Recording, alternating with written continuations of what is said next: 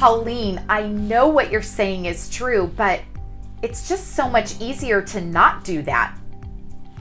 This is what a C-suite executive was saying to me as I was there on site with he and his leadership team. I was there to train and coach on communication, and he simply shared as I was going through the strategies and the coaching that he said, yeah, I get that, but it's just so much easier for me in that moment when I'm having that dialogue, that communication with a direct report or another employee in the organization. It's just easier to say what's top of mind. It's easier to just tell them what I'm thinking, what I'm feeling. And I looked at him and said, well, how's that working out for you? Not how he wanted to.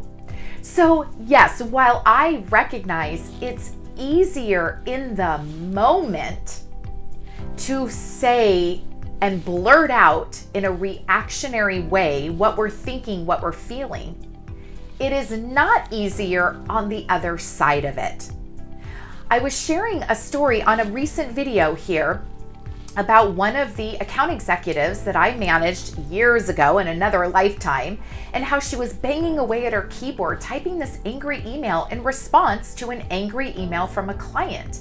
And through the coaching, I was trying to get her to, change this, because in the moment, it was easier for her to just get those emotions out.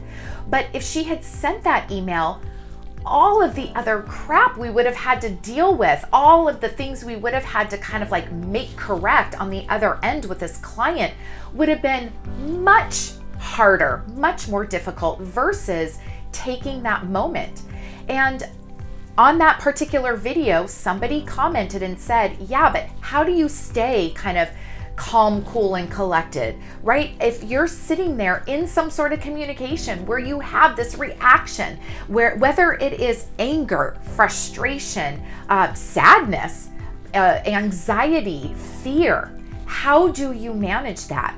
And just the one simple, and I'm going to say simple, tool, strategy to give you is that we've got to think about what the goal is on the other side. What is the ultimate goal?